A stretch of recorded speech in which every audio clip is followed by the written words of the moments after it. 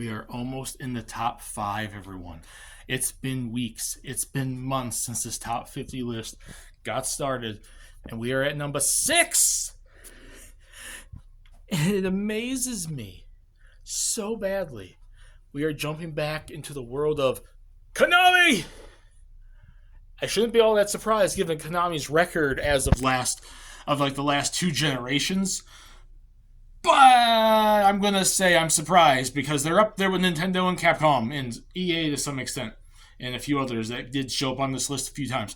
We're at the top, number 6, and this is probably, I think, the last time, if I recall, that Konami shows up on this list. So this is the Konami... Wait, no. Actually, no.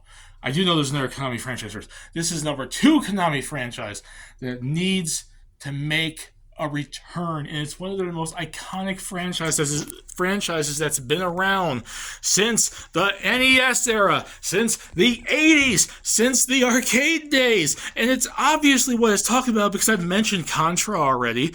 What else can it be? Castlevania! The Castlevania franchise, this action-adventure franchise from Konami, about the Belmont clan, fighting Dracula, fighting werewolves and Frankenstein monsters and all these other different creatures of the night, zombies, death itself, all these different characters, all this, the lineage of the Belmont clan and all the different characters you can play that aren't in the Belmont clan. This big, wide-ranging story that was going on for so freaking long, and then they rebooted it with the Lords of the Shadow franchise. I had former coworkers that wanted to see this come back. I have friends I know online that want to see Castlevania come back. It's such a beloved classic franchise that's been around. It was one of the defining franchises of the 80s, and Konami does absolutely nothing with it besides collections anymore. The first Castlevania came out in 1986 on the NES. I think the whole Vampire Killer, if I recall. There was an arcade game. I don't know if it came out before or after the NES version. But then either the NES version was based off of it or they made an arcade version based off the NES game. I forgot exactly which. But it started around 1986.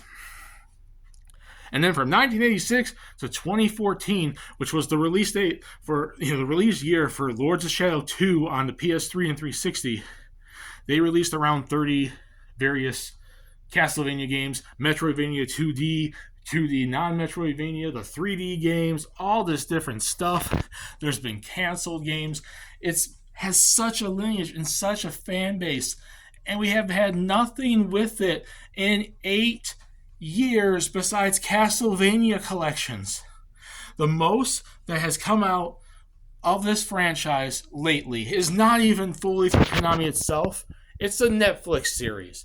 And I even think that's kind of a hit or miss because the first series, Season 3, I didn't really like all that much, and Season 4 was kind of a hit or miss season. Seasons 1 and 2 were the only 2 seasons of that 4th season series that I thought were very good.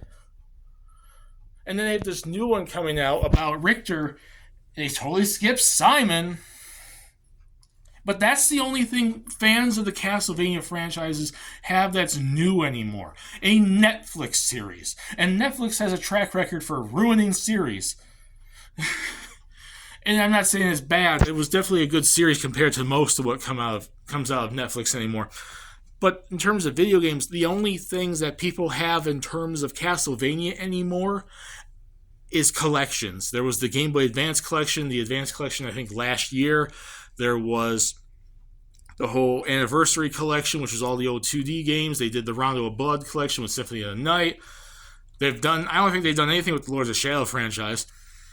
But it's just such a beloved classic franchise. People remember Simon Belmont and Julius Belmont, Richter Belmont, all the non-Belmonts, the Vampire Killer Whip, the music, the story, the gameplay. People remember this franchise. Doesn't matter when you started gaming, you likely started playing some sort of Castlevania at some point. I got introduced through the series through the N64 games, but there's people that are older than me, playing since NES and Super Nintendo, been playing after. There's all the new games and the old games, and there's newer gamers nowadays that are playing it through like Switch Online and these collections. It's such a beloved franchise, and they're getting into it because of the Netflix series. They watch the series, and then there's nothing new to play. That is crazy. Castlevania deserves to make a return. It's not my top Konami franchise that deserves to make a return, but it's definitely deserves it. It's number 2, which is why it's my number 6 on this list. Put in the comment section what do you guys think. Do you guys think Castlevania should make a return? And if you do you think 6 is too high or too low? Discuss it down there. And stay tuned for number 5. We're almost in the top 5!